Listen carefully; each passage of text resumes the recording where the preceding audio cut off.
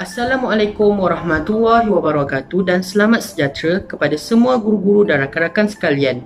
Saya Muhammad Afiq Syakirin bin Akmal dari kelas PU2A ingin menyampaikan sebuah video pengucapan awam yang bertajuk Kelebihan-kelebihan Perniagaan Online.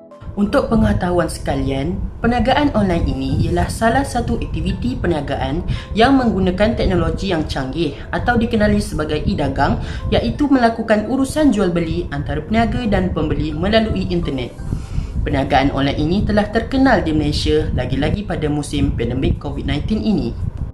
Antara kelebihan yang diperolehi dari perniagaan online ini ialah dapat menjimatkan kos kepada penjual.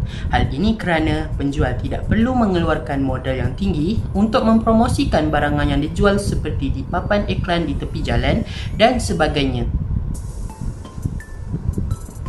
Selain itu, peniaga juga tidak perlu untuk menyewa kedai yang tinggi kosnya untuk mempamerkan produk yang dijual. Kos untuk memerlukan sesuatu perniagaan secara fizikal jauh lebih tinggi harganya berbanding perniagaan secara atas talian.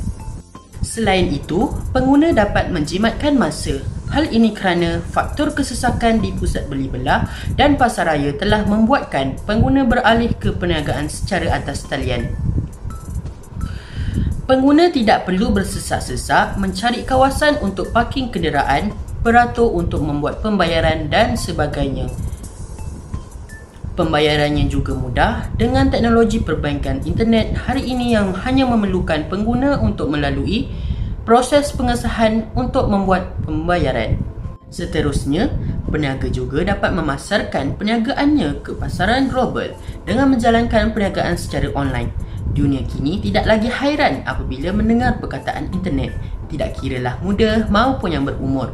Jadi, apabila peniaga ingin memulakan perniagaan secara atas talian adalah keputusan yang sangat tepat untuk mendapatkan keuntungan yang lebih tinggi dan kos yang lebih rendah. Ini kerana peniaga-peniaga online boleh memasarkan produknya ke luar negara seperti Indonesia, Singapura dan negara lain. Ini secara tidak langsung dapat menambahkan keuntungan kepada penjual dan dalam masa yang sama dapat meningkatkan ekonomi negara. Akhir sekali, perniagaan secara online jauh lebih murah harganya berbanding perniagaan secara fizikal. Hal ini kerana peniaga dapat mengecilkan kosnya dari membayar pelbagai perkhidmatan seperti mengupah pekerja dan membayar sewa kedai.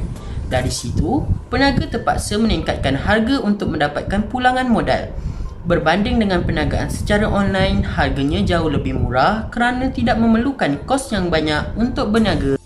Kesimpulannya, perniagaan secara online jelas memberikan banyak kelebihan kepada pengguna maupun peniaga. Di atas kelebihan yang ada, pengguna perlu menggunakannya dengan sebaik mungkin agar tidak menyesal apabila membeli barangan secara fizikal yang jauh lebih mahal harganya berbanding perniagaan secara online dan sebagainya. Sekian, terima kasih.